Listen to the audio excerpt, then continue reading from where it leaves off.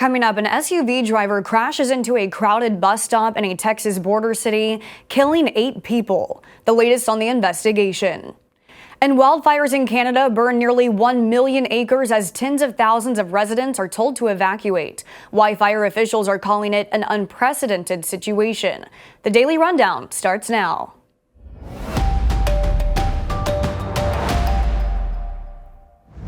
This is Straight Arrow News, bringing you unbiased, straight facts. I'm Kara Rucker.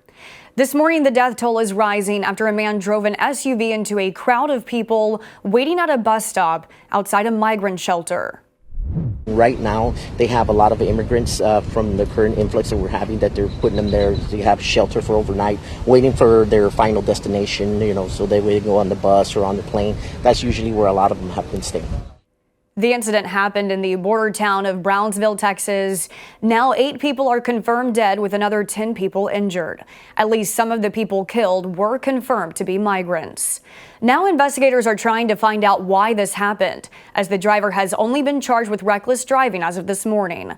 Witnesses described the car as losing control after running a red light and swerving into the bus stop and rolling over. Authorities say the SUV driver is in the hospital recovering from injuries he sustained from the crash. Police say he has not been cooperative with their investigation. I could hear my boss saying, everyone go out the door, everyone go out the door. And then they opened the emergency door and I ran right out the door. As soon as I got outside, you could hear the gunshots. Every time I heard a gunshot, I just thought, he's killing people. He's killing people.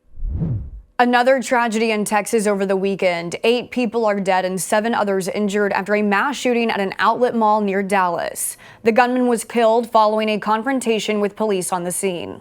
The shooter has been identified as 33-year-old Mauricio Garcia. Garcia opened fire on shoppers outside the outlet mall when police, already near the mall, responded and took the shooter down. Witnesses describe hearing dozens of rounds of ammunition fire. Now law enforcement is looking into whether the gunman was motivated by domestic violent extremist ideology. Sources told CNN there was a patch on Garcia's clothing that had the initials of a neo-Nazi group. Authorities have conducted searches at the suspect's parents' home and at a nearby hotel room that Garcia had been recently living out of, as the search for answers continues. Leaders from China and the U.S. are meeting today, the first meeting of its kind since a Chinese spy balloon hovered over the U.S., tarnishing an already diminishing relationship between the world's 2 largest economies. China's Foreign Minister Qin Gang met with U.S. Ambassador Nicholas Burns, China describing relations with the U.S. as being on cold ice. Burns had tweeted that the 2 sides discussed challenges in the relationship and that both sides agree stabilizing ties and improving communications are the 2 top priorities. An update to a story we've been following out of California. Over the weekend, the state's reparations task force voted to approve its final set of recommendations that will now be sent to state lawmakers to potentially act on. The task force is asking for the state of California to issue a formal apology to Black residents, in addition to cash payments for residents who can trace their lineage back to family members who were bought, sold, or owned as slaves.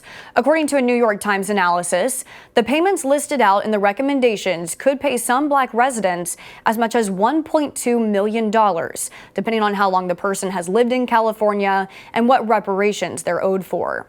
Some estimates project the state could owe upwards of $800 billion in reparations. The panel's vote this weekend initiates the next phase of the process, now sending their official list of recommendations to the state legislature.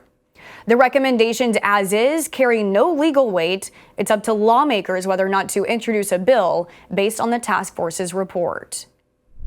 At the moment, there are 108 wildfires burning in Alberta. 31 of those are out of control. I can see why there's so much caution, because we see smoldering piles around, on not only near where there will be homes, but also across the way. And it sounds like it could last a long time, weeks if not months.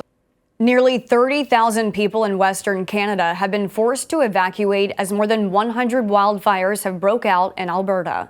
Officials have called the growing wildfires an unprecedented situation.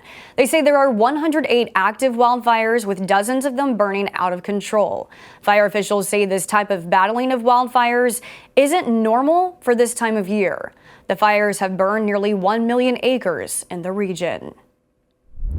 A manufacturer of COVID-19 tests is recalling more than 500,000 test kits that were distributed to CVS pharmacies and Amazon. The FDA issued the recall of COVID tests from Roche and SD Biosensor because they may be contaminated with strains of bacteria that can cause illness. The FDA says that contaminated kits could also produce false test results. The FDA said consumers should throw the kits away and not pour the liquid solution down the drain. These are your top stories. Thanks for watching the Daily Rundown. We're on a mission to bring back trustworthy journalism by serving only you, not an agenda. Be sure to check out more of our work at straightarrownews.com. We'll see you back here tomorrow. Until then, I'm Kara Rucker. Have a great day.